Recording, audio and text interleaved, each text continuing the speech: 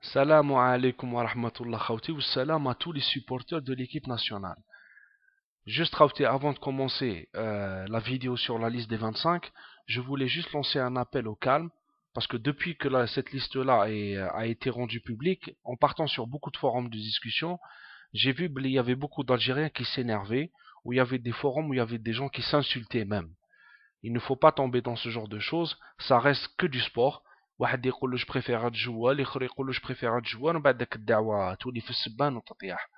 Donc il faut se calmer, ce n'est pas كيما يقول لك ce n'est que du sport. Et puis moi je l'ai dit plusieurs fois, c'est Saïdan qui prendra la décision à la fin.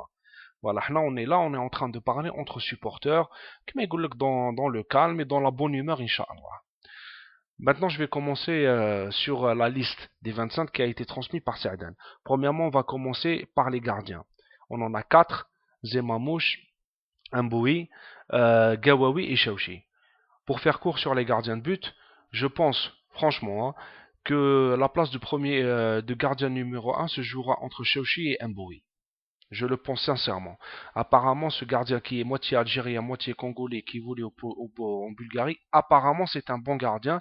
Et d'après les échos qu'on a, il a les faveurs du sélectionneur. Donc je pense que ça jouera entre eux. Donc la troisième place se jouera entre Gawawi et Chaouchi.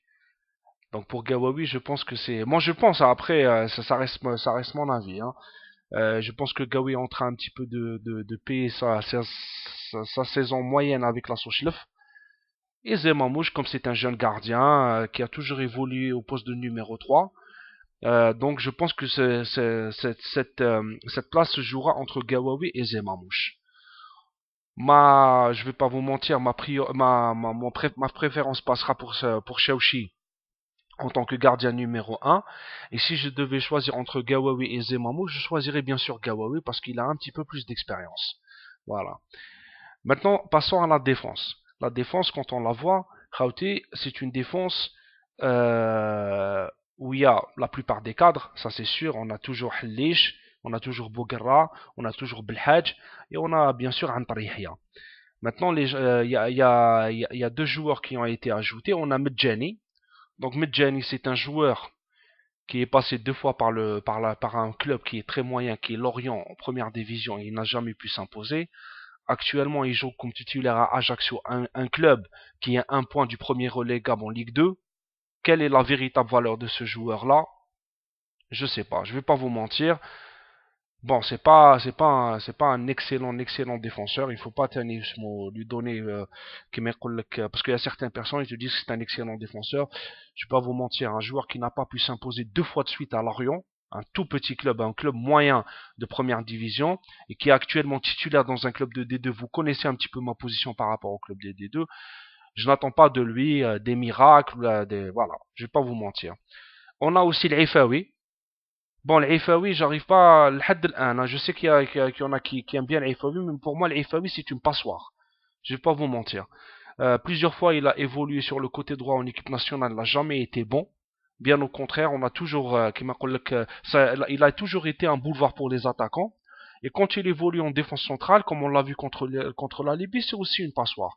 Donc moi, l'Ifawi, j'arrive pas véritablement à comprendre comment il a pu le prendre. Franchement, je vais pas vous mentir. C'est un point d'interrogation pour moi. Je pense qu'il a pas du tout le niveau. Et il y a aussi Blade. Donc lui, c'est un défenseur qui est assez polyvalent, qui peut jouer un petit peu partout. Bon, il évolue beaucoup plus en défense centrale. C'est un bon joueur, c'est un bon défenseur. Les seuls défauts qu'il a, et ça, je reprends les termes de son entraîneur à Boulogne, il a un problème au niveau de la relance, et il a un problème au niveau du jeu technique. Voilà. Maintenant, pour revenir très vite à l'Ifawi, je pense que si Saadin l'a pris, il l'a pris pour le poste de remplaçant au niveau de arrière droit. Parce qu'au niveau de la charnière centrale et arrière gauche, je pense que les postes sont déjà assez remplis. Moi, entre l'Ifawi et Meftah, j'aurais pris Meftah. Je vais pas vous mentir.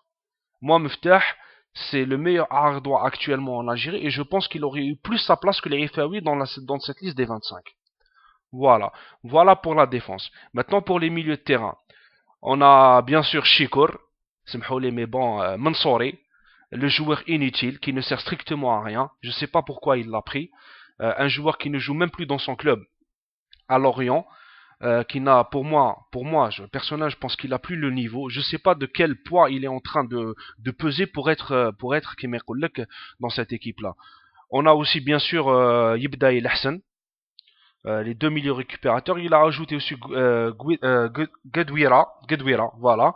Bon, lui c'est un bon joueur, c'est un bon milieu récupérateur, il a le physique et tout ça. Donc je pense que c'est une bonne recrue pour l'équipe nationale. Maintenant, Saadan, il a dit qu'il allait prendre 4 milieux récupérateurs. Donc on a Mansouri, on a Gedwira, on a Yebda et on a Lahsen. Donc aucun de ces joueurs-là ne partira, ça c'est sûr. Moi, entre Mansouri et le Mouchia, j'aurais choisi le Mouchia. Je vais pas vous mentir. En tant que remplaçant, j'aurais choisi le Mouchia. Parce que Mansouri, franchement, je pense qu'il n'a plus sa place en équipe nationale, et cela depuis très longtemps. Il n'apporte rien à cette équipe-là. Voilà.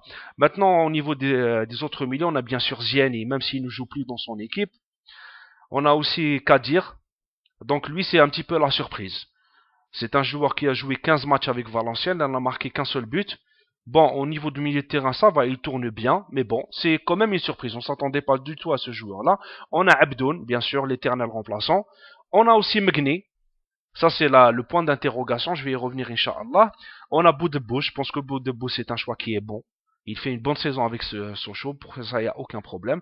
On a Msbah, qui a été mis au niveau du milieu de terrain. Parce qu'il y a une personne qui m'a dit non, Msbah, c'est pas un arrière-gauche, c'est un milieu de terrain. Msbah, c'est la doublure de Belhadj. Je tiens juste à le dire. Dans son club, il a joué milieu gauche, il a joué arrière gauche. Donc Msbah, même s'il est mis avec les milieux de terrain, c'est la doublure de Belhadj. Et on a aussi Matmour, bien sûr, Matmour, joueur incontournable, qui est très polyvalent, qui peut jouer autant sur les couloirs et aussi au niveau de l'attaque. Donc pour revenir à Megni très rapidement, Megni c'est un point d'interrogation. Megni, on va le prendre à Crans-Montana pour évaluer sa forme physique. Et sur ça, plusieurs fois j'ai fait des vidéos où j'étais très comment je pourrais dire ça, où j'ai fait énormément de compliments. Voilà, Magnif, vous savez tous que c'est un joueur que j'aime beaucoup, mais je vais pas vous mentir, s'il n'est pas en forme pour jouer la Coupe du Monde, ça ne sert strictement à rien de le prendre. Et j'espère que, bien sûr, moi j'espère qu'il va revenir, Inch'Allah, parce que c'est un joueur sur qui on peut compter. Maintenant, s'il n'est pas en forme, ça ne sert strictement à rien de le prendre et aussi de le faire jouer, parce que je pense que Megni, on en aura toujours besoin après. C'est un jeune joueur qui peut apporter énormément à l'équipe nationale. Maintenant, s'il ne revient pas en forme, il ne faut pas jouer premièrement avec sa santé et deuxièmement avec la compétitivité de l'équipe nationale. Voilà. Maintenant, l'attaque. L'attaque, on a Ghzal, on a Djibbour et on a Saifi. Voilà. Donc, comme Ghzal et Djibbour, je pense qu'ils ont leur place, pour ça, il n'y a aucun problème. Pour Saifi, franchement, je n'arrive pas à comprendre. C'est un joueur qui a 35 ans. Et Dieu sait que j'ai beaucoup aimé Saifi à une certaine époque, mais je pense qu'il peut strictement rien apporter actuellement à l'équipe nationale, surtout au niveau auquel on va jouer. Je pense que Saifi, c'est vraiment pour moi, ça n'a pas été vraiment une surprise. Je m'attendais à qu'il soit pris. Voilà. Mais bon, je me suis dit que peut-être il y aura que la raison va l'emporter, et Saifi n'a pas du tout sa place dans cette équipe des 25. Dans cette liste des 25. Franchement, il n'a pas du tout sa place. Je vais pas vous mentir. Moi, entre Saifi et Ziaya, j'aurais choisi Ziaya. Je vais revenir sur le cas de Ziaya tout à l'heure, Inch'Allah. Mais franchement, entre Saifi et Ziaya, j'aurais préféré prendre Ziaya. Donc voilà, donc on a une équipe de 25 joueurs. Il y en a 2 qui vont être écartés, ça c'est sûr. Donc moi je pense que ce sera un gardien. Et si ça doit être, et bien sûr, ça sera un gardien, ça c'est sûr, et ça sera un joueur de champ. Donc si ça sera en défense, ça va jouer entre l'Aifawi et Medjani. Et si ça sera au niveau du milieu de terrain, je pense que ça sera entre Megni et Kadir. Je pense que ce sera entre les deux. Megni s'il n'est pas en forme, bien sûr, et Kadir parce que je pense que, voilà, je pense qu'il ne pourra pas prendre la place des autres joueurs. Ça m'étonnerait franchement qu'il prenne la place de Ziani ou de Matmour ou de Abdoun, ou non, je pense pas. Ou de Boudebouz, ça m'étonnerait. Donc ça va jouer entre ces deux-là.